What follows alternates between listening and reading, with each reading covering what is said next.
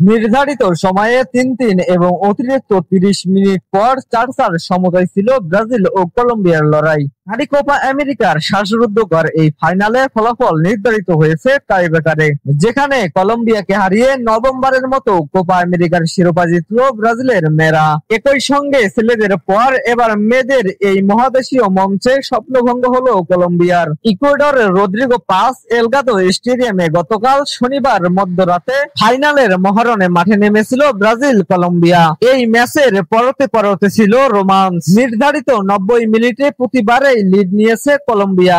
এরপর পাল্টা লড়াইয়ে ম্যাচে ফেরে সেলেসাওরা।